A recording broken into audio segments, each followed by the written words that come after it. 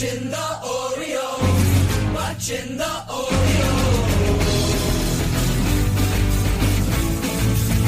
Watching the Orioles. Watching the Orioles.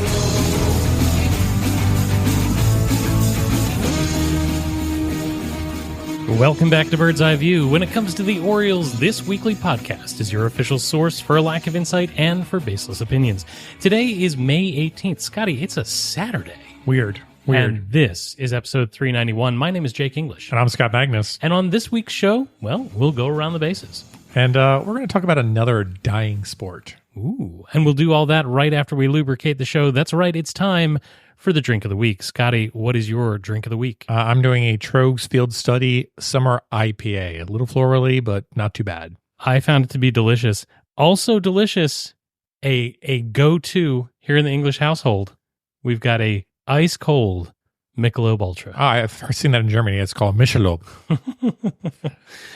If you are interested to see what it is that we are drinking on a daily, weekly, inning-by-inning basis, come find us on Untapped. I'm at Jake E4025. And I'm at MAGN 8606. And Scotty, I have a confession to make. Okay. I'm an idiot. I mean, more so than usual, I'm an idiot.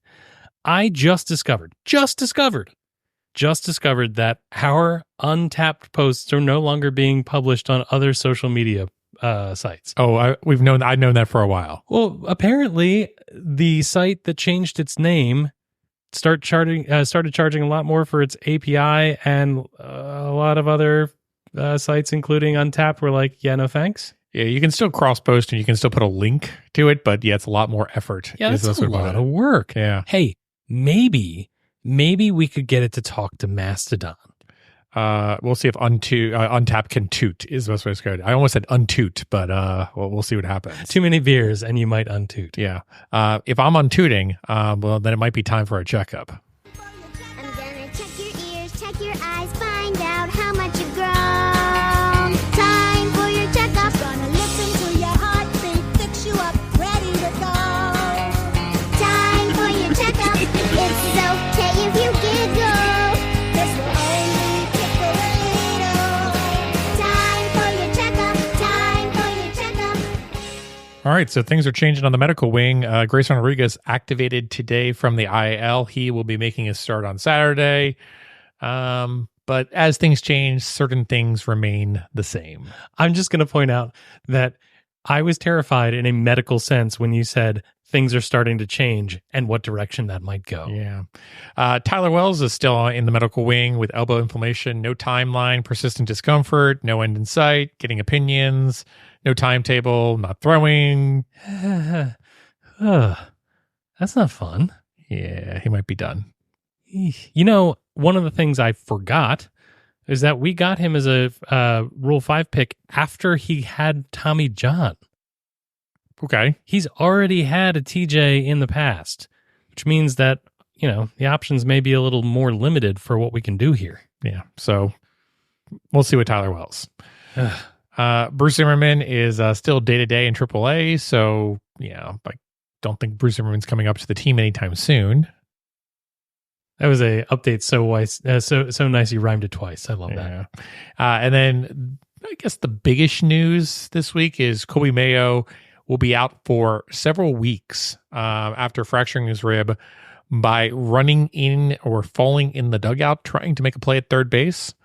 I thought we had fully covered that Kobe Mayo should not be playing in the field at this moment. It's a Charlie Hustle type injury. Yeah.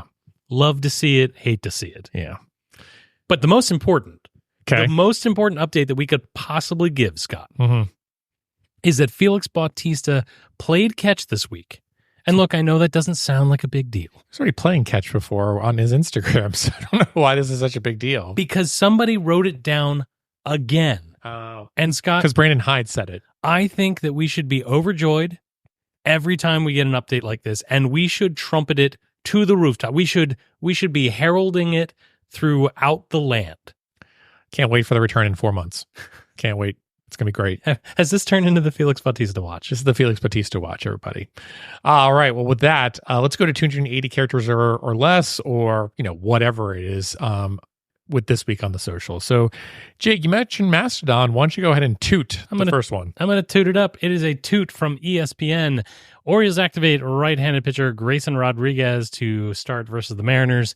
And yeah, so he is back. It'll be interesting. We're going to talk about pitching a little bit later on the show, and so I don't want to go too far, but decisions were made. Grayson Rodriguez back. Looks like we might be hitting a six-man rotation. Yeah, that's what Brandon Hyde means, basically indicated that we're going to a six-man rotation. However, we had talked about it on the show. Not a huge fan of this in terms of, potentially having Corbin Burns be on a 6-day, stretch, because you're in essence limiting starts for him. But it sounds like the Orioles are going to try to continue to have Corbin Burns be on a 5-day rest period, and then everyone else gets stretched out around him. That's the best way to put it. I the rotation circles around him. It really does. I haven't heard any comments or haven't really dug deep to see what his comments about a possible 6-man rotation have been. Corbin Burns? Yeah. I think he wants the ball every 5 days. I'm sure he does. Yeah. Let's thread it up and let's talk about Andy Koska. You can follow him on Threads at AF Koska. He is an Orioles beat writer for the Baltimore Banner. Threads as follows. Kyle Stowers is coming up to Baltimore, and then an article discussing him coming up, also the reinstatement of Austin Hayes. This obviously came at the expense of Heston Kjerstad going down. Also Ryan McKenna. Pour one out for my boy. We hardly didn't know ye. But I think this is the right move. I think Kjerstad going back down, getting a few additional at bats. That's not going to be the last time we see Kjerstad. But yeah, just it wasn't the right time. Is it possible that Heston Kjerstad is both career-wise going to be the better player and the less versatile player? No, I think it's just a matter of you've got Santander and you've got and you got O'Hearn right now. So I think he's double blocked is the best way to put it. So I think in the near future, Kjerstad is going to have a huge role for this team. Mm-hmm. Maybe not this season, but I certainly think next season it's going to be a massive opportunity. We're going to head over to the site formerly called Twitter over on X, and we're going to find a post from the National Baseball Hall of Fame and Museum at Baseball Hall. An 18-time All-Star, 16-time Gold Glove Award winner, and 2-time World Series champion Brooks Robinson remains the defensive standard to which third basemen are held. The Orioles legend was born on this date in 1937. This, of course, from today, the 18th. And Scotty, I think this is worth celebrating every year. More Brooks Robinson content, please. Yeah, I absolutely agree. The next one comes from Kevin Brown. You can follow him at Kevin N. Brown. And this was mentioned last night on the broadcast, but Kevin confirmed it on the broadcast, but also confirms it on Twitter. The rumors are true. I will be joining Here's to the Night to perform a pop punk classic at approximately 3:20 in Leverton's Park. Will this be Florence Foster Jenkins-esque disaster, the end of my career, or the beginning of a new one? Let's find out together. So that'll be fun. Pop punk classic.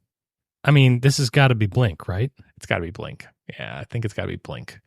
But yeah, we'll see if that actually occurred. I don't know if I've seen anything on social media just yet on this, but hopefully it happened is the best way to put it. Here's hoping. Yeah. All right. Well, I think that's it for this week on the social media. Why don't we go ahead and stretch it out and let's go around the bases.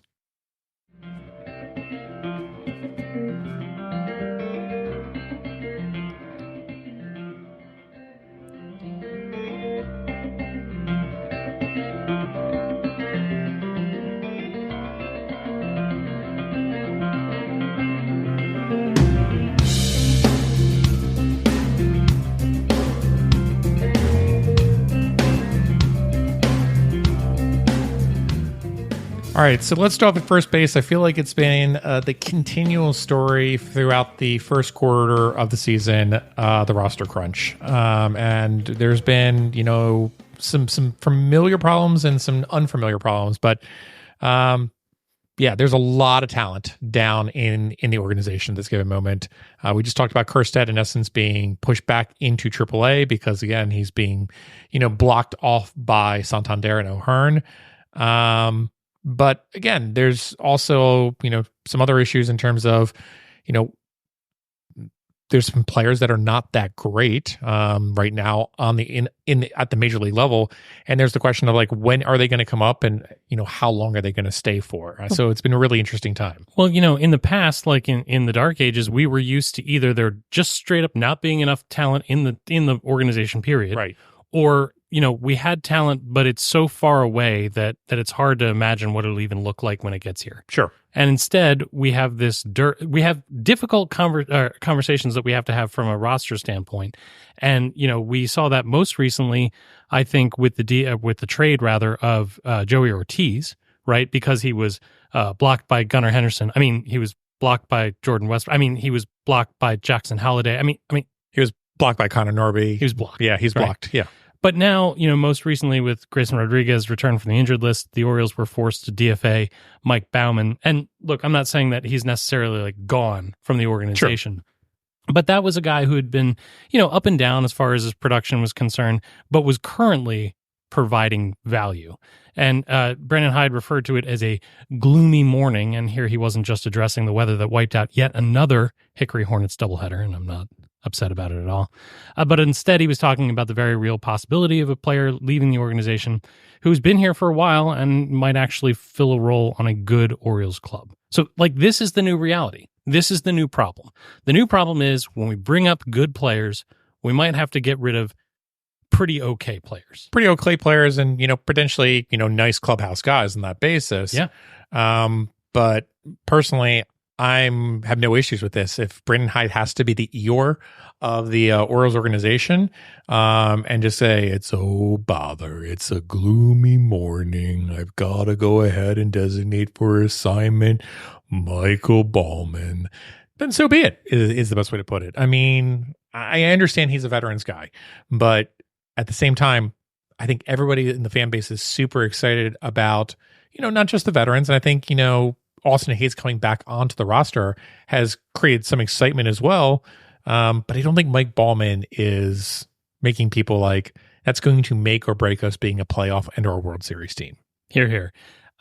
When we talk about roster crunch, this is not going to be a problem. I'm not trying to stir up the pot. I'm not saying something's going to happen, but I think it's an ideal time to talk about Cedric Mullins' prolonged slump in the fact that we have to hide this guy, and the Orioles are doing that with their ability to cover with a deep roster, right? So let me ask you a couple questions here. Sure. First, do you buy Colton Cowser as a center fielder? I do. Okay. I do. And let's come back and briefly talk about Mullins. I mean, the whole topic from Mullins of why Mullins has not, in essence, been broached from a platoon standpoint is because there hasn't been a great defensive center fielder. Austin Hayes' name has been thrown out before, but in reality, that's not going to work. But I do think Colton Cowser can play center field. I think he can play it pretty well. Probably not at the level of Cedric Mullins. Sure. But yeah, I think Colton Cowser can play an average center field. I'll go average. I think when you look at range, Moon Nation might be a little smaller than what Cedric Mullins can cover. But I think that he's an adequate center field. Yeah. Adequate. But, in addition, talking about the deep roster, we have the return of what appears to be a somewhat productive Austin Hayes. Couldn't have happened at a better time. And then those guys can be pushed into the center because the Orioles have the likes of Santander, O'Hearn, Stowers that we just talked about, and every once in a great while, a Mateo at the corner, perhaps. And you have an outfield that you can throw together. Yeah, I think the bigger conversation is, outside of Mullins is, Cowser certainly had a great first, month of the year. But in reality has cooled down significantly. So, I mean, if you look at the production that you're getting out of a Mullins, a Cowser, even a Santander up into this point, it's been average / below average is the best way to put it. So I think the Orioles are looking for whatever combination of outfielders they can get to post a slightly above average offense, but more importantly, a really strong defensive outfield. O'Hearn cannot be that outfielder. I'm sorry. It's not going to happen. I love O'Hearn. I love him for his bat, but every single time I see them out there in right field, I'm like, we're just Chris Davising it up at this moment. Yeah, and I have to be honest, because of his bat, I don't have a problem with him playing right. I don't want to see him in left field, like ever. Left field, never again. But even right field, I don't like it. Like, if you want to play O'Hearn, you either have to have him as a DH or you have to have him as a first baseman. And again, it's not like Mountcastle has been like lighting it up as well. So I guess the question really comes back down to is, can O'Hearn even play in the field? We know he's below average compared to Mountcastle from a first baseman standpoint. He certainly looks below average in a right field standpoint compared to a Santander or a Cowser or a Stowers. So is he just your perma DH at this point and saying you're either going to be in there as your DH or you're not going to be in there at all? Yeah, I think I'm probably rosier on him than you are, but only by degrees. Yeah, I don't like the way he tracks the ball in the air. I don't like the routes he takes. As much as Santander gets a little bit of a beef and be like, oh, he's not that great of a defensive outfielder. He's got some really nice strides to the ball, some decent routes. Also, when the balls are hit directly at him, he's able to pick it up pretty well. I'm not saying, I know he was nominated for a Gold Glove, but he's not that. But he's a serviceable right fielder, in my opinion. I think he's solid, and particularly solid in Camden Yards, where he's very familiar. But O'Hearn, I don't want to hear O'Hearn as an outfielder, is the best way to put it. Like, if you want an outfielder, it's got to be, the individuals we just talked about. It has to be Mullins, Santander, Stowers, Cowser, and that's basically it right now. And then if you really are desperate, you can throw Mateo out there in a pinch, is the best way to put it. But again, not an outfielder. Here. All right, I want to go over to second base. Sure. And Scotty, it finally happened. What happened? The thing I've been whining about, one of the things I've been whining about for some time, the Orioles, this week, finally released Chapter 2 okay, good. of the next chapter. I thought this was something major, and it's not. It's just Jake whining. Yeah. Hi, welcome to Bird's Eye View. Yeah. Yeah, great. I'm glad that they released Chapter 2. I think it was like 40 minutes long. Yeah. It was kind of odd to me. We're in the mid-May, and they were covering opening day, and I'm like, man, that feels like an eternity ago. But I get it. And like I said, they had the whole Jackson holiday coming up. They had, Cowser and everyone, signing at Fenway Park. It was cool. It's weird thinking back and being like, well, that was only 3 or 4 weeks ago, but it feels like an eternity. It does. It seems like ancient history, doesn't it? I think some of that is because, the present is so exciting. But I thought that it was good of them to release it on an off day. Like, that's smart. But the other thing that I got to thinking about is that I feel like this provides a pretty good narrative structure of the now when we look back at the season, right? Like, I think back to the 2012 Buckle Up Birds video, right? And that was very retrospective. But now we're going to have like as close to real time, like this was what we were experiencing at the time, record of the season. And I'm hoping, that when it comes to parade time, that'll matter. Yeah, I know. I agree. So, just looking at the release standpoint, the last episode 1 was released about 6 weeks ago. Are we looking at a similar standpoint where each episode is going to take 4 to 6 weeks? Because if that's the case, then the next episode's probably not coming out until the All-Star break, right? Yeah, I'd be fine with that if they just told us. Okay. Like, hey, we're gonna make 4 to 6 of these, enjoy them. Right. Just like I said, it was fun. It was a nice aspect. It was great to see it come out on an off day, give me something to watch instead of the Orioles game. Still weirded out that it's coming out on YouTube and not, being broadcast on like Masson, but yeah, whatever, I guess. Let's head over to third base. Yeah. Jake, I don't know if you know this or not. Adley Rutschman, pretty good at baseball. What? Pretty good at baseball. How do you know? Not trying to go into the good category yet for good, bad, and the ugly, but I think we need to appreciate how good Adley has been this week, and kind of the greatness that we saw on this basis. So, Jake, I know you're a diehard Adley homer, is the best way to describe it. I'm sorry, when you say Adley homer, are you referring to his activities this week, or are you saying that I am a hometown fan of Adley Rutschman? Jake, whatever Adley is and whatever Adley does, you are simpatico, is the best way to describe it. It's true. Except for maybe sloppy steaks. Here. But Talk to me a little bit about Adley and why he further ingrained to you about how good he was this week. Well, the thing is that I myself have been really enjoying the story of Jordan Westberg this season. I love that this guy has been, I don't want to say overlooked, because again, in a different time, Jordan Westberg would be one of our primary prospects that were waiting to get to the majors. He just happened to get here after Gunnar and after Adley. But now that, everybody is here, basically, I feel like there's a danger that Adley will get a little bit overlooked, right? Because in many ways, what he does for this team is just, steady presence, et cetera, et cetera. Not loud, not flashy, right. Just a constant in the background. Exactly. But he was flashy this week. Absolutely. And remember that Adley changed this organization, right? From his selection in the draft, which made a statement, to his arrival in the majors and how the team performed after that, whether or not he was directly responsible or not, he has symbolically been, as significant a player as you could hope for. And this week, at least, he backed that up. He had a 264 weighted runs created plus. That's good. 545 WOBA. He hit 4 dongs. Wow. He had a 619 ISO, a 952 slugging percentage. Oof. And all of that, because of the homers, dropped his BABIP down to 200. Oh, terrible. Absolutely terrible. And he struck out with just a 9.1 K percent. He had a great week. Yeah. There's no doubt he had a great week. And again, we mentioned the 4 home runs, but we also have to call out, the walk-off home run on that basis as well. But yeah, I mean, Adley had himself certainly a week where he went in fuego.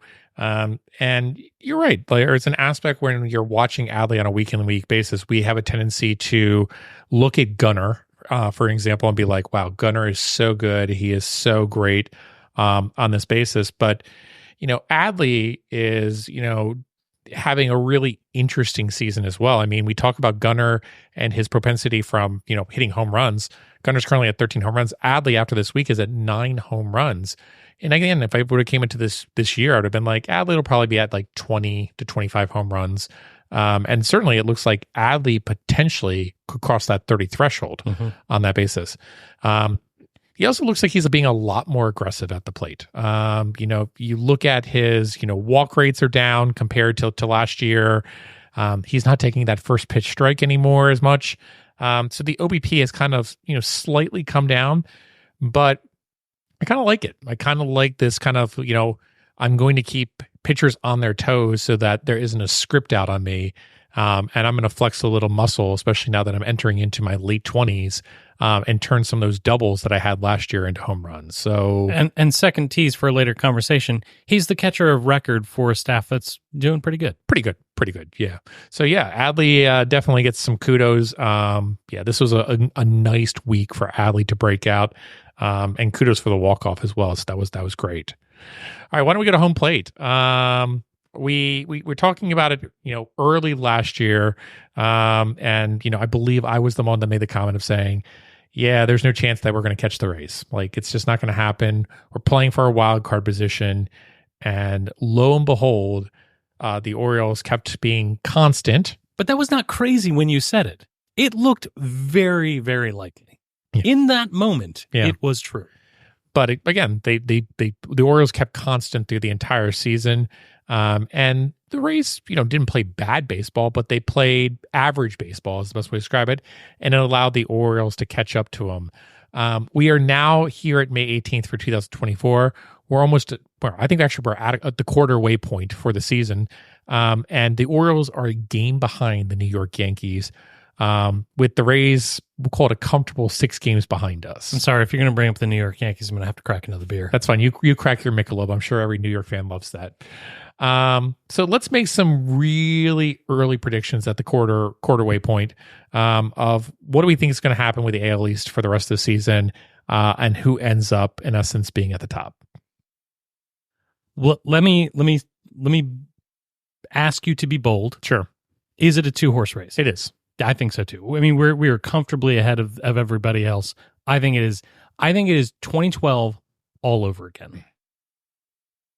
I think it could be. It could be 2012 all over again. I still don't think it's quite 2012, but It's the 2012 regular season, Yeah. all over again. yeah, I don't know if I'm willing to put that, but I do think it's a two-way race. And I think it's going to be really interesting to see which team, the Yankees or the Orioles, in essence, push themselves ahead. Because in essence, you look at the Yankees starting rotation, they've been having a really good first quarter of the season. The Orioles have had a really good first quarter of the season. And it's surprising because you've had injuries galore going through it.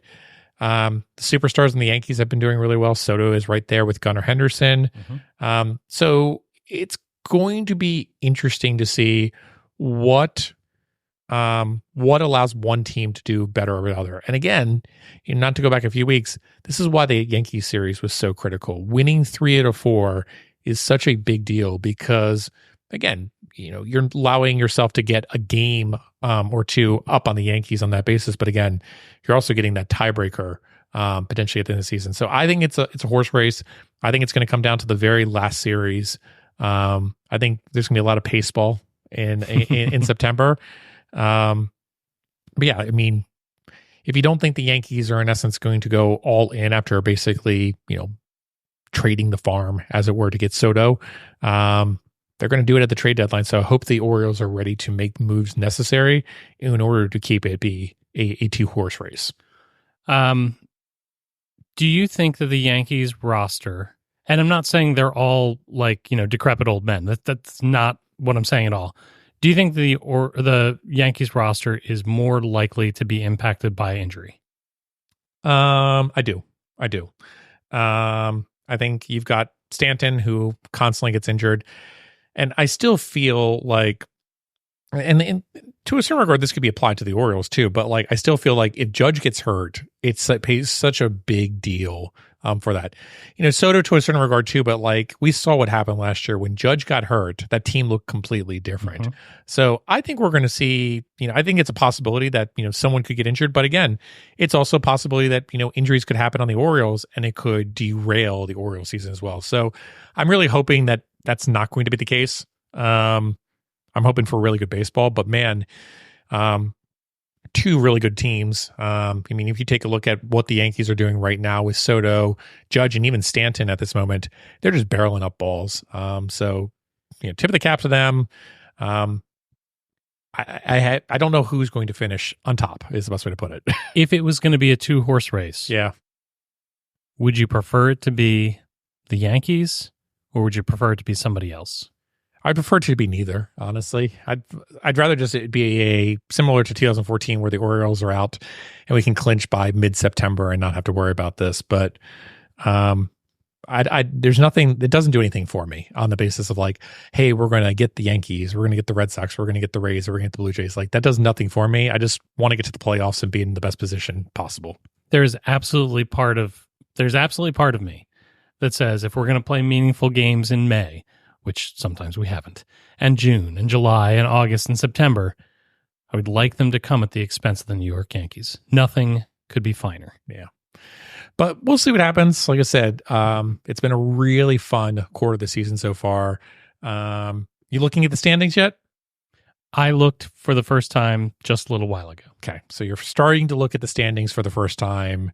I'm not like too excited or troubled by either thing. Like it's too far away to care. So, the Orioles were in first place at the beginning of this week, and then obviously they fell out of first place on this basis because of, a few losses here and there. And rainouts. And rainouts, exactly.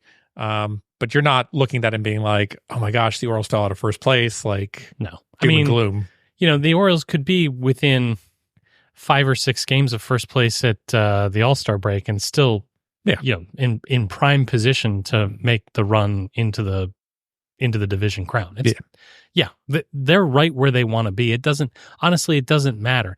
The thing is that we have been so primed over the last, during the dark ages to like count how many dozens of games away we were or how far away the elimination number was, that right now, like this is all bonus right here. Can I ask you a Baltimoreans question? Do it.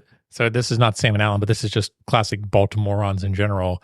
What's your thought process with some fans basically saying that they'd rather not win the division so they don't have the off days in the playoffs once again. I could not care less about that. I really, I think that's the stupidest thing in the world. the Orioles lost against the eventual World Series champions because they wet the bed in the playoffs. Yeah. It's as simple as that. And I don't know that they wouldn't have wet the bed if they had just gone straight into it. Yeah, I agree. I think that's just a silly notion of like, It's just as silly as caring about how many series in a row we haven't been swept. right.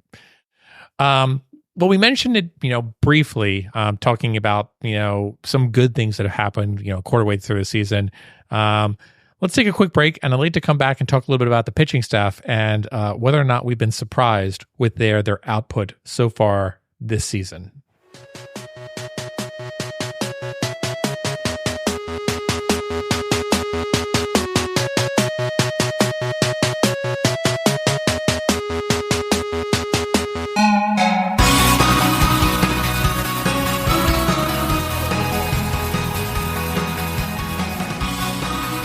Scott, I need you to rein me in. Okay. I need you to pull me back into the reality that is on this earth, in this existence.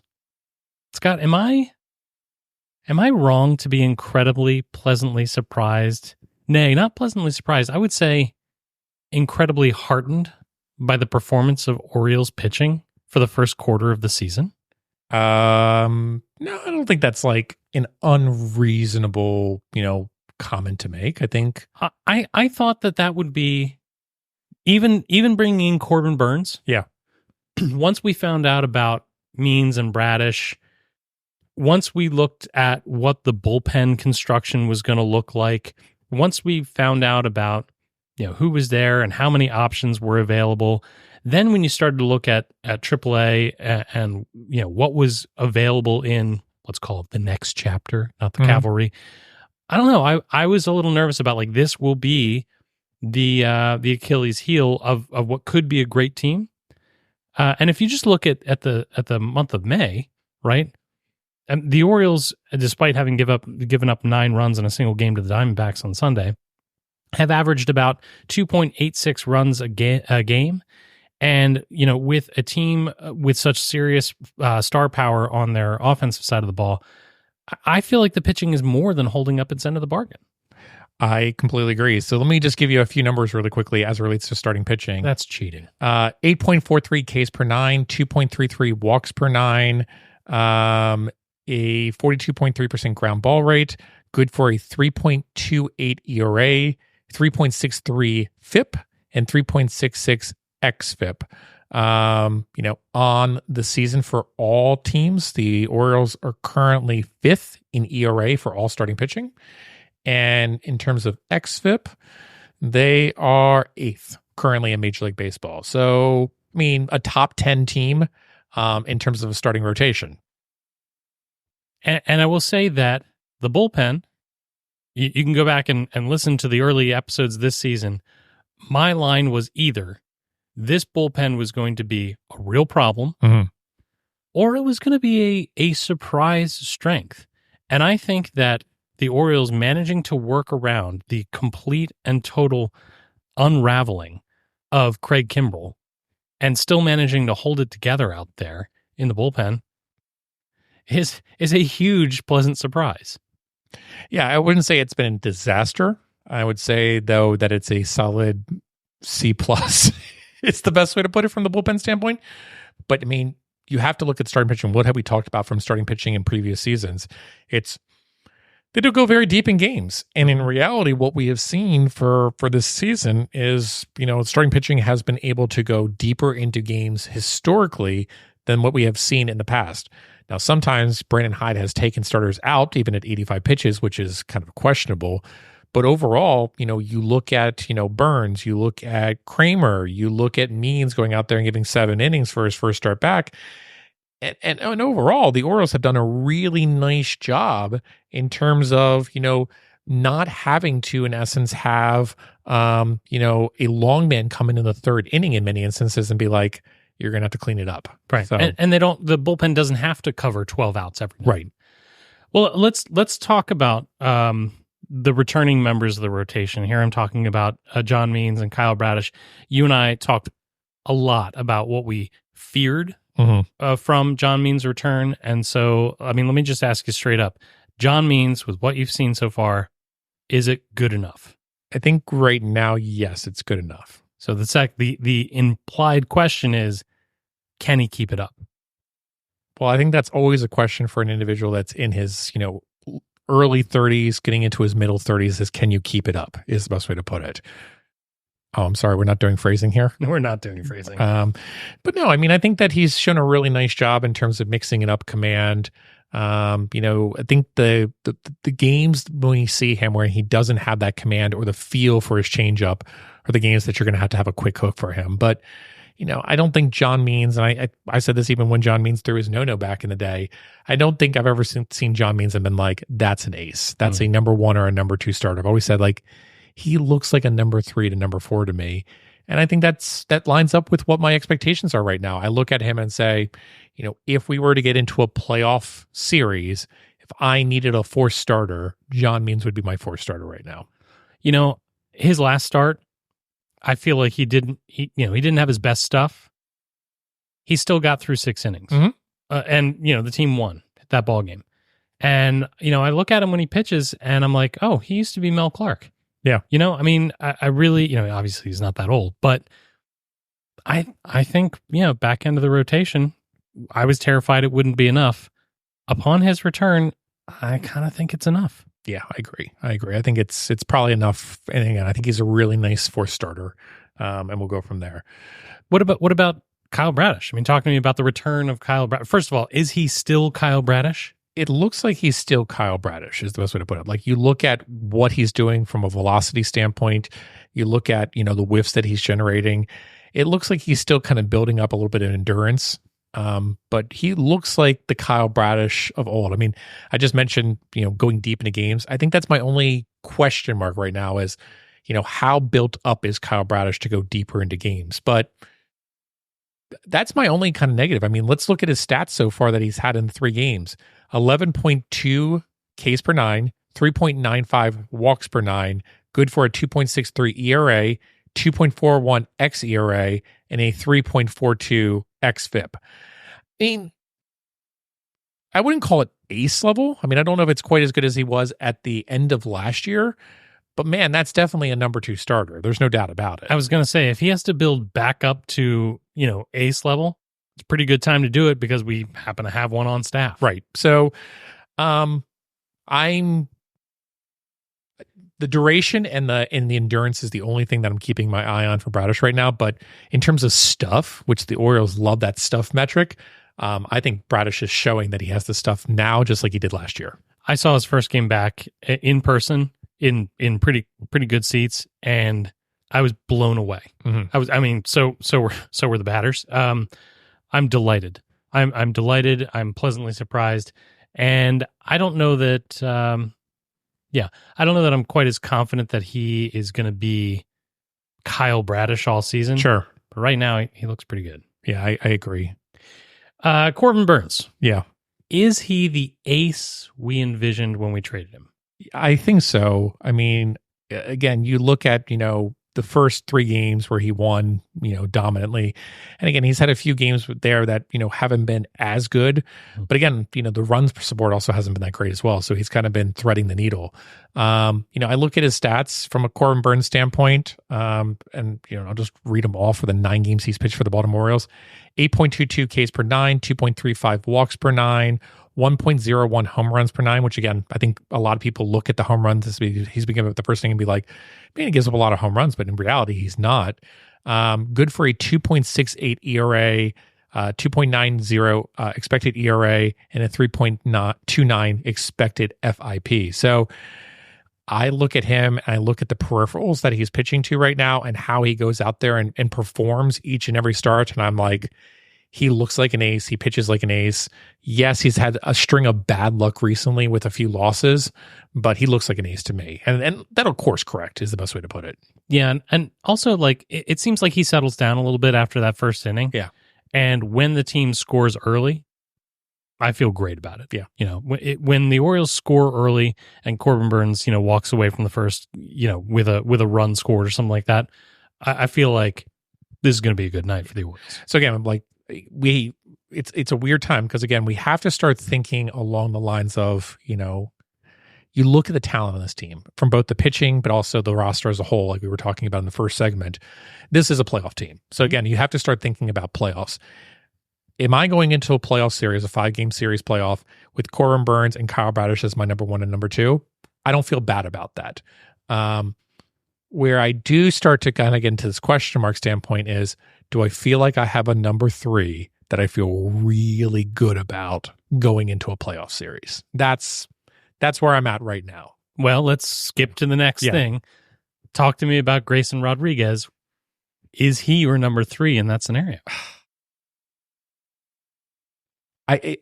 Everything says to me, yes, he should be, is the best way to put it. And again, I think back to that game 2 against the Rangers, and I thought to myself, Grayson's going to come out here and shove, is the best way to put it. And he did. He shoved us directly out of the playoffs. Correct. And it just did not happen. So in my deepest of deep hearts, I'm like, yes, Grayson Rodriguez should be your number 3, and potentially could be your number 2 in many instances. I think watching Burns this year really emphasizes to me, though, how Grayson is probably not an ace. Like, he's really good, but he's probably not ace level, is the best way to put it. But again, I don't know. It's odd. I really like Grayson. Like, Grayson is probably actually my favorite pitcher in this rotation, and it's the games I really want to watch. I'm not sure if I trust him right now in this moment for a game 3 in a playoff. And I know that sounds horrible. No. It doesn't sound horrible and it doesn't sound crazy. The delightful thing is, though, is that he's got 3/4 of a season. You're absolutely to build up that cachet. So you're absolutely right about this. And this is a big deal because, again, we talked about this, and again, him returning today on Saturday, it's almost like the Orioles know. They're like, we need to make sure you're in the best shape possible for September and October because we're going to ride you hard, is the best way to put it. Yeah. I so want to believe Grayson Rodriguez is going to be that dominant pitcher and to either be game 2 or game 3 in a playoff series. I don't know if I've seen it yet this season. That's what I'll say is, like, I look at the numbers and I just don't know if it's quite what it's not Burns or Bradish like so far. I think it could get there, but I need to see more. That's fair. That's fair. Let's talk about Dean Kramer. I think Dean Kramer, back end of the rotation, plenty good enough. Dean Kramer is my Miguel Gonzalez of this rotation. That is a really, really good comparison. And again, for anybody that has listened to this podcast for 10 years, I'm sorry, number 1. But number 2, I really appreciated everything that Miguel Gonzalez did for the Orioles during that Buckle Up Birds era. Mm-hmm. And I look at Dean Kramer, and I'm never going to trust him with a playoff start ever again. But I do absolutely trust him as a 5th starter for an entire season. And I will say this, putting Dean Kramer into a bullpen for the playoffs is extremely interesting to me. As we talked about with Dean Kramer, he does a really nice job, first time through the order, second time through the third order, third time through the order, things have a tendency to fall apart. I think Dean Kramer could be a really interesting piece to see how the Orioles use him in very small sample sizes. But over the entire season, Dean Kramer's my number 5 starter at this moment. The delightful part about that, and no arguments about any of that. The delightful thing, though, is the level of confidence that I go into Dean Kramer games the way compared to how I used to. Oh, yeah. Totally different. Totally different. Yeah. From a swingman standpoint, we've got Cole Irvin and Albert Suarez who have started for this team, and I would say successfully so. Well, I mentioned Kramer as my 5th, but I mean, the argument has to be made, why is Cole Irvin not your 5th starter? I mean, you look at his numbers so far this year, he's been in 7 games. He's pitched to a 2.90 ERA, a 3.37 FIP, and a 3.80 xFIP. But here's my problem. And I think tip of the cap to Cole Irvin. He did an amazing job, great work, and everything like that. But if I look at a Cole Irvin, I'm like 6.25 Ks per 9, 1.79 walks per 9. He doesn't have the stuff is the best way to describe it. He's kind of doing what Tyler Wells did last year, is the best way to put it. And I think that's great. It's absolutely necessary for a team to kind of fill on that basis. But I think you have to be cautious that, in essence, you don't ride that hot hand too long, that it eventually it blows up in your face. So I'm actually okay with Cole Irvin going out to the bullpen, doing the previous 5 that we just mentioned. And if you need to pull Irvin back into the rotation, you do so. But I mean, you have to say thank you very much, Cole Irvin. I mean, he, in essence, this team we would not be so rosy about this team without how well Cole Irvin has pitched. So I know we're going to talk about it as a long man, but again, if we're being reflective on this quarter part of the season, Cole Irvin may be one of your most valuable Orioles, in all honesty. Yeah, because he can be pressed back into service in the rotation if somebody were to be injured or falter. I will say that his success, early in the season is a little bit too little too late to save his spot in the rotation. But man, such a big deal. I mean, you didn't have Bradish and you didn't have Means for the beginning of the season. You thought to yourself, if Irvin is not able to deliver, what's going to happen? And it hasn't been great, but it's been really good from Cole Irvin. So true. He has allowed us to be, again, 1 game back from the Yankees. So I'm fine with moving to the bullpen, but I think we need to just take a few minutes here on the podcast and be like, Cole Irvin, really big deal. Cole Irvin Appreciation Pod. I don't think I would have said that in March, no doubt about it.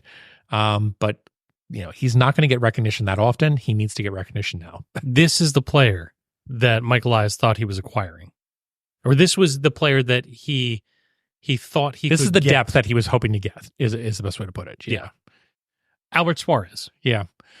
Suarez is interesting too, because we haven't seen him really come in that often as a long man early in the game. Again, starting pitcher has to go deep. We've seen him clean up a few games where he's gone, 2 2/3 of an inning. I'm still interesting to see how they use Albert Suarez on this basis going forward. And again, looking at your pitchers of record, Cole Irvin, number 2 in terms of F4 in terms of the team. Albert Suarez, number 4 right now in terms of F4 for this team. Just how you would have predicted it. Just like you would have predicted it. So I'll be interested to see what they do with Suarez. I don't think it's a long man role. I don't know quite what they're going to do with him, but again, tip the cap to Suarez. He helped to bail out this team. I think he's made himself indispensable. I think so too. I think they're still trying to figure out what his role is going to be. Yeah. All right. Here is the thing. I think where you're going to have to tell me I'm an idiot, which, again, is your role here. Outside of Craig Kimbrell, I'm not sure there's anybody else on the roster in the bullpen who, when he trots out from center field, makes me squirm. I have a pretty decent level of confidence, particularly now that Mike Bauman's gone, no longer here. Yeah. There isn't somebody that trots out that makes me think, oh God, here we go again. Yeah. Tend to agree that it's not like, oh my gosh, it's going to be a disaster. I do think that if you start going through the relief pitchers, a Danny Colomb, a Jacob Webb, a Yenny Ercano, I look at it and say, you still don't have a bullpen that is playoff ready. And I think that's what people keep coming back. It's such a weird standpoint because, again, the season matters. And I think that over the entire season, the bullpen can get through it, is the best way to put it. But if you're telling me I'm going to a 3-game or a 5-game series with that bullpen, I have no confidence. That's really interesting because you keep coming back to that, and it's clear to me that I'm thinking about the regular season, whereas you are thinking about the playoffs, and I am not. You look at the talent, you look at, the runs that they're putting up, you look at how they play the game, and they just scream, we're a playoff team. So you have to approach a roster and a roster management situation differently as it relates to constructing playoff baseball versus regular season baseball. And again, you can play regular season baseball. This team has obviously been showing that they can play regular season baseball. I still look at it and say there's a gap probably in the bullpen that if you want 7, 8, 9, I'm not sure if you have 7, 8, 9 at this given moment. And I think that we need to find the Andrew Miller And I say that because when you look at, again, I'm not going to say cavalry, let's call it the next chapter. When you look at what's in the minors, a lot of familiar names, but not necessarily names that fill you with a lot of confidence. You know, when it comes to guys that are say AAA right now, you've got Dylan Tate. Okay, that's fine. Dylan Tate still strikes me again as a really nice regular season option, but I would have no confidence in Dylan Tate in the playoffs. And the other reputable names in that bullpen in AAA are, you know, Nick Vespi. Nope. 90 miles per hour. Nope. Jonathan Heasley. Nope. Not. He shouldn't even be on the roster. Personally, I'm going to say this, and I deserve everything I get. Brian Baker. Get out. Get out. Go. Bye. It's not. Get out. It's not. Nope. I'm gonna turn the microphones off. It's not deep down there. No, and again, you can look at, you know, some of the starters that we have coming up and be like, well, maybe they could potentially serve a role in the bullpen. But again, I think the big deal is, just like you said, I don't think we have any bullpen arms that I'm like, they need to be designated for assignment immediately. Even the conversation we had with Bauman, it's like, he's okay-ish, but he's not, you know, exciting to me. I think the bigger question is, what are the Orioles going to do in order to solidify themselves on that basis for having a 7th, 8th, and 9th individual? And right now, I don't think there's anything like that, is the best way to put it. Great. So I think what I've taken away from this conversation is this. One, I am not crazy to be pleasantly surprised, even enthused about the season's worth of work from the bullpen. But the Orioles clearly have work to do. They still got work to do. Ready for the play. If you could give me one name that you're like, you feel the best about right now. I mean, there's people out there on Twitter right now or X that basically have their bullpen power rankings about how much they trust. Who would be the number one person on your list that you'd be like, I have the most confidence for this one individual at this moment? Yeah. You're right in the fact that there is no like slam dunk reliever. There's no slam dunk reliever. I guess the other side of the coin of me saying, well, there's nobody I'm terrified of, is the fact that there is nobody that I am super confident about. Right. Yeah. It's a fair point. Yeah. I mean, I would probably say just gut wise, I'd probably say Yenny Arcano, but peripheral wise, and looking at his numbers, currently Yenny Arcano, in terms of all relief pitchers right now for the Baltimore Orioles, has the lowest F4 out of any relief pitcher for the Baltimore Orioles. And that's because, you know, his peripherals in terms of his Ks per nine and his walks per nine have been, you know, not great compared to other relievers. So yeah, Yenny Arcano is not, you know, highlighting himself as, you know, the all-star that he was last year. Could he turn it around? Absolutely. But I don't know if I have a number one individual that I'm like, yes, this person's going to come in, shut down inning coming up, all good. Okay, this is going to sound really dumb. Yeah. Talking about the playoffs. Yeah. I was really looking forward to Tyler Wells coming back as a bullpen arm. Mm-hmm. Now that I don't think that's going to happen, that is a little more concerning. And again, I don't know if I would see Tyler Wells as a playoff bullpen arm. Oh, absolutely, I do. Absolutely. You see him as a playoff relief arm. Short stint, yeah, absolutely. Okay. As a bridge to the ninth, 100%. Okay. Yeah, I don't know if I see him as that. I see it, especially with his fly ball tendencies and his home run tendencies. I don't know if I see him as that. I mean, we need to get Batista back onto the mound as soon as possible so you can see, like, that's what a playoff bullpen arm looks like, is the best way to put it. And I have yet to see that from anybody this year being like, that's a playoff bullpen arm. All right, so in summation, starting rotation, good. Starting rotation, solid A- is the best way to put it. Bullpen, good enough for now. Good enough for now, but when you get into August, September, and maybe October, not maybe, when you get into October baseball, it's not going to be good enough. So, Elias, get on the phone. Yeah, you're going to have to give up some folks that you don't want to give up. You're going to have to give up a Norby. You're going to maybe need to give up a Kerstad. But, you know, will they take a Joey Ortiz? Not unless Milwaukee is. And again, you know, we were talking, since we're talking about starting pitcher, Joey Ortiz being traded for Corbin Burns. Joey Ortiz is having an amazing season for the Milwaukee Brewers. Good on him. Absolutely. Still would make the trade any day of the week because of what we talked about being blocked. But yeah, I mean, I think we're going to have to, it's going to be an uncomfortable trade, and it's going to be an Andrew Miller 2.0 is the best way to put it. But I think you're going to have to do it is the best way to put it. All right. Well, with that, why don't we go over to Fantasy Boss and figure out who won this week in Fantasy Boss?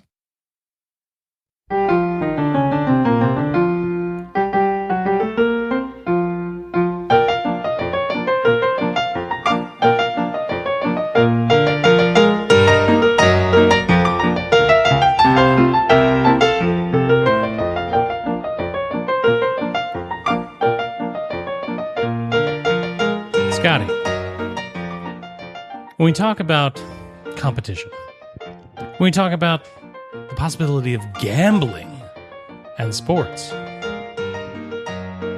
it's important to note that today, May 18th, today is the running of the 149th Preakness Stakes.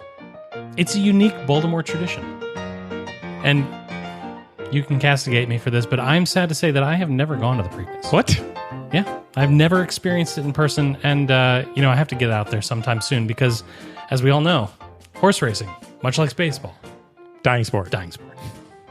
So I thought that we would perhaps forgo our usual Fantasy Boss banter by simply acknowledging the fact that you won this week.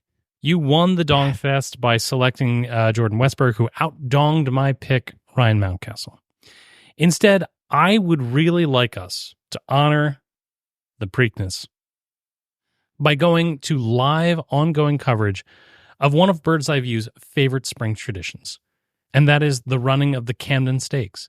This totally made-up horse race is one of the great symbols of our region's proud horse racing tradition that has yet to run off to Indianapolis.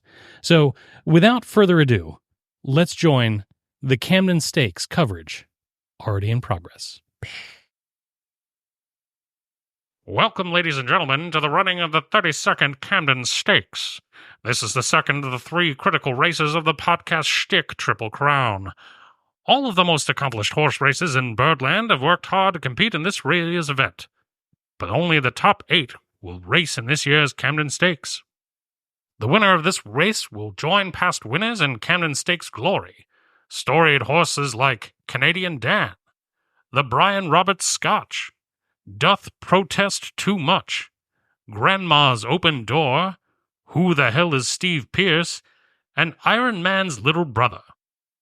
This year's field has incredible competitors, including wearing number 3, Mi Hermano, wearing number 2, Mustachioed Man, wearing number 11, The Other White Guy, wearing number 18, The Muppet, wearing number 49, Uncle Albert, wearing number 24, Magna Carta, wearing number 6, Creator Park, wearing number 39, Short-Term Burns.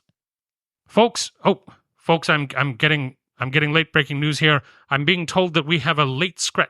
Yes, I'm learning just now that the Muppet will not be running in the Camden Stakes today, as his blood pressure is through the roof after having spent too much time with a horse named Funky Stance. Replacing number 18 in this year's race will be number 17, the Milkman. All right, that is enough preamble. We're ready here to begin at the Camden Stakes. This again is Henry Gondor, your caller for the race. This is a 9.5 furlong race that may yet go down in history. And they're rough! And it's around the first turn. The other white guy by half a length. Uncle Albert second to 1. Mi Hermano is third by 1/2, followed by Milkman, Magna Carta, Creator Park, and the Mustachioed Man. Whoa, this is extremely exciting. Why don't we listen to this more on a frequent basis, Jake? Well, Scott, we can only pay attention to one sport at a time that is dying constantly. Yeah, you're right. I think we're about to get a winner. Let's turn it back up 1 second. Go ahead. Coming from home, it's the other white guy by 6 lengths. Creator Park is second by 2.5. Milkman is third by a length, and Uncle Abbott coming in fast on the rail. It's the other white guy, Creator Park, and Uncle Abbott. The other white guy wins by 5 lengths. Creator Park is second by a nose. Creator Park is third by 2. Time for this 9.5 furlong is 2 minutes, 11 seconds, 4 tenths. Wow. That was exciting, but the parlay that I put in did not hit is the best way to describe it. So Is it possible that you got shut out there at the end? I did. But all that gambling aside, all that competition, it reminds me of the proud tradition that we have of our own fantasy boss. And I suppose we have to give it at least some lip service as it were. Well, so I won this week. I'm up 4-2. 4-2. How is that possible? It is what it is. Are you turning around your fantasy boss? Your whole destiny. You were the person who, through no fault of your own, lost this competition every year, and frankly, sir, you are not fulfilling your role very well. Listen, as the other white guy, as opposed to the other white guy, I'm just doing the best that I can out there on a day in and out basis. So, Jake, what is the category for this week going to be? This week's category is going to be wins probability added WPA. All right. And I'm going to make a recommendation here, Scott. Sure. I think you have the opportunity here to really, really extend your lead, because I would like us to pick a pitcher Okay. for WPA Okay. and a batter for WPA. All right. So for a pitcher for WPA, I'm going to go with Corbin Burns this week. Okay. I'm going to go chalk. You think you're going chalk? I think I'm going chalk. What if I told you that this past week, the leader in WPA was none other than Danny Colomb? Congratulations, Danny Colomb. I am going to select Jacob Webb. All right. Well, we will see who owns it there. For batters, Jake, do I get to pick here or do you get to go first? I think you should go first as the winner. All right. Well, I'm going to go with his clutchiness. I'm going to go with Jordan Westberg for WPA. He led the team this past week with WPA with a .68, besting Adley Rutschman by a very narrow margin. He had a .61. I'm going to ride the hot hand. No. You're going to go with I'm not. Mi Hermano? I'm going to go with Anthony Santander. Oh, there we go. So we will figure out who owns it this week. For those that, maybe didn't cover it, WPA is win probability added. So you're really looking for those really clutch moments where, in essence, a go-ahead home run happens or a game winner happens. And when that happens, the win probability, in essence, goes up. But again, if you strike out with the bases loaded, you get a negative win probability added. So look for individuals that, in essence, thrive or falter in those key moments in the game. Who's got the true clutchiness? Absolutely. With that, let's go ahead and figure out who is good, who is bad, and who is ugly this past week in Birdland.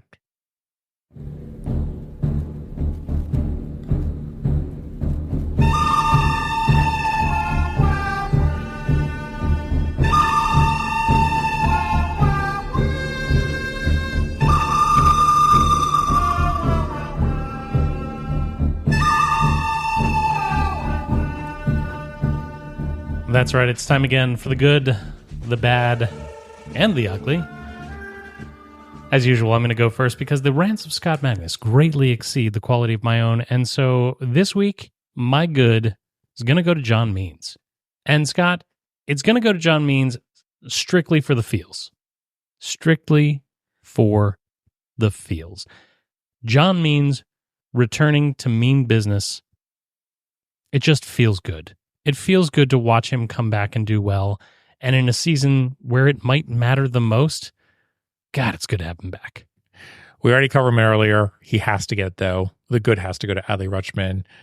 Again, 333 average, 364 on base percentage, 545 weighted on base average, 4 home runs, one of those being a walk-off. Adley Rutschman, clearly you're good this week. No doubt about it.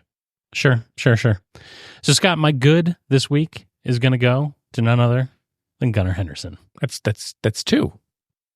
That is 2. Okay. I've selected a second good. Okay. 3-1 odds. Gunnar Henderson was going to be my good this week. It's not the leadoff homer. Mm-hmm.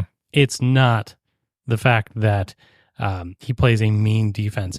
One of the things I loved most about Gunnar Henderson was watching him ground out in the late innings, possibly bottom of the 8th, in a game that the Orioles won. They were up big. This is just the other night. Grounds out. The camera stays on him as he's taking off his batting gloves and handing them to the first base coach, and he is visibly frustrated at his performance. It's not a prima donna activity. It's not him, throwing his helmet when they're up big. It's simply him acknowledging that he did not meet his own incredibly high standards. It's a joy to watch Gunnar Henderson play baseball. He did well. Weighted runs created plus of 132.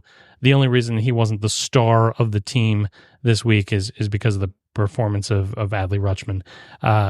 Gunnar Henderson, my good. My bad for the week is going to go to CNL Perez. Since coming back up, he's still trying to figure it out, is the best way to put it. And again, the peripherals have not been great. 10.8 Ks per 9, but 10.8 walks per 9. He's got a 16.2 ERA in the appearances he made this week. Look, I'm not ready to, in essence, call for CNL Perez's head like I did early last year.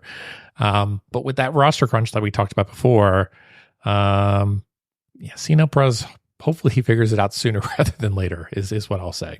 So CNL Perez is my bad for the week. My ugly is going to go to Ryan Mountcastle. I'm a little disappointed with the old Mountie, though he was the namesake of my second place horse there, the Creative Park. This week he had a weighted runs created plus of 56, a 23.8 K percentage. And the reason that is a true bummer is that during that period in which he got 21 plate appearances, the other portion of his platoon, Ryan O'Hearn, just as bad. 54 weighted runs created plus. Listen, guys, when you're going to have an off week, you need to coordinate. You take it this week, I'll take it next week.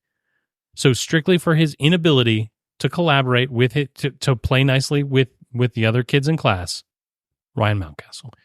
My ugly is also going to go to not playing well in class, and that's going to go to folks that, I don't even know what happened, but you folks that are in essence like came back and started like bashing people for doing the pasture and in essence going out there and doing a fan section. Seriously, what's wrong with you? Like, what the heck is wrong with you that you're going to get on people for like, why'd you host a fan section for Colton Cowser? He's not doing so well right now. Why don't you do one for Westberg? Why don't you do one from Adley? Shut up. Just shut up. You're being dumb. It's just so stupid. Just let people have fun. Let people dress up as cows. Let people enjoy themselves. It's awesome that, in essence, an entire section out in left field, not even like good left field seats. They're like behind the foul pole left field seats. And people are going to go out there and do it. And you've got the audacity to come back and be like, oh, I can't believe that people are doing that. Shut up. You're an idiot. You're ugly. You're the worst kind of fans. Just shut up. That's what I'm going to say. You could not be more correct in this moment. Yeah. I mean, listen, I get it. You can fan the way you want to fan, but don't come out and be like, hey, stop having fun. And how dare you go out and hang out with a bunch of other folks and dress up in cow costumes and stuff like that? Is it silly? Yeah, it's silly. Is it ridiculous? Yeah, it's ridiculous. But it's no more ridiculous than rooting for a child's game and getting amped up on it on a day in and out basis. Orioles baseball is fun again. Yeah, exactly. It's fun. Let people have the kind of fun they want to have. Let people have fun. Just let them be. Let them do things. Let's see more activities like this. I remember we talked about it many moons ago. We were talking about the aspect of like soccer chants in the stadium and stuff like that too. Just for the folks that are in essence like, well, that's not the way to fan. Go shove your head up in the place that it needs to go. An anatomically unlikely place. Yeah, exactly. All right. Well, with that, why don't we go ahead and blow the save, and we'll be right back.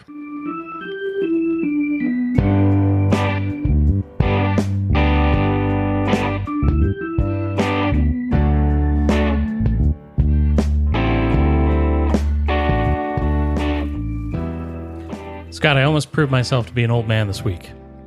That's not hard. I was almost taken in by a Nigerian prince on the internet. Oh, really? Well, not quite.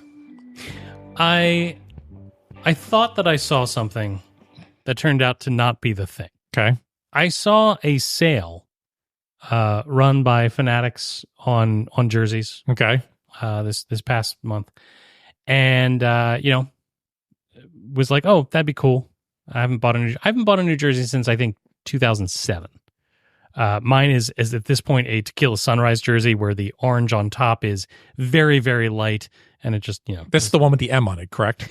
no, that's true. I did buy a Watt Meters jersey. A Watt Meters jersey that fell off the truck somewhere along. No, I haven't bought a legitimate jersey in a long time. Anyway, I saw a sale and I was like, I gotta do that. So I went and searched for it later, and I found the site, and boy, jerseys were super on sale. Jerseys were so on sale. How on sale were they? That I was like, you know what? I'm not just going to get one. I'm going to get 2 jerseys. This is going to be great. Go through the process, hit click, and then I got a text from my bank saying, You sure you want to do that? Really? You sure you want to do that? Really? At that point, I started looking a little more closely. I was like, wow, this is a spoof site of Fanatics. That's a bummer. Yeah. That's a bummer.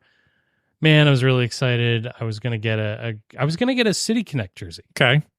I was gonna get 2 City Connect jerseys. Okay. So then I went to the actual Fanatics site, and Scotty, I found that there was an actual sale. That's good. Wasn't as good as sale. Wasn't quite the Shein/Temu sale that you saw. It was a 1 jersey rather than 2 jersey kind of sale. Yeah. But I did finally, after many moons, purchase a legitimate real jersey, not off the back of a truck. I got the City Connect jersey just so that I can join in the curse with the team and be a failure whenever I wear it. Yep. The ever important question, of course, is who's on the back. Yep. It's owner of the ball club, Cal Ripken Jr. Oh, there you go. There you go. So yes, I was nearly defrauded of everything I own, but I will just point out the Orioles are 1-0 in their City Connect jerseys since you bought this City Connect jersey. That is true.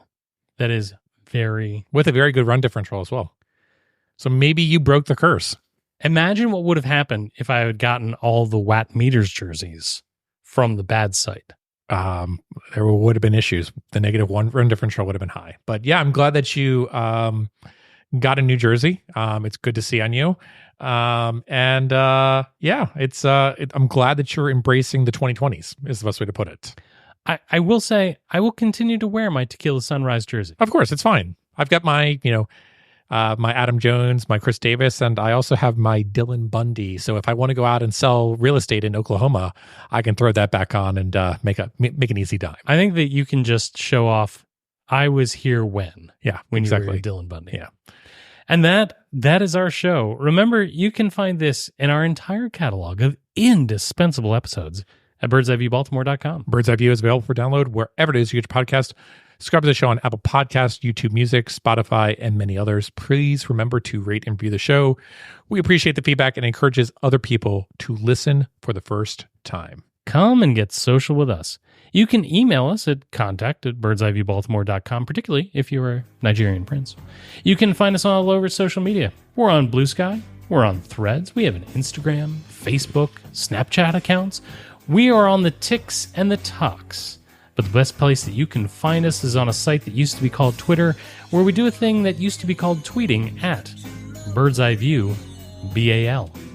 And with that, Baltimore and beyond, I'll bid you all a fond adieu. Good night, Baltimore. Be safe out there, and let's go O's. My wife bought me that Dylan Bundy jersey for Father's Day one year, and the person told her it was an investment, and she bought that. It's true. It was an investment. It was an investment. A poor one. Like most of the investments of that era.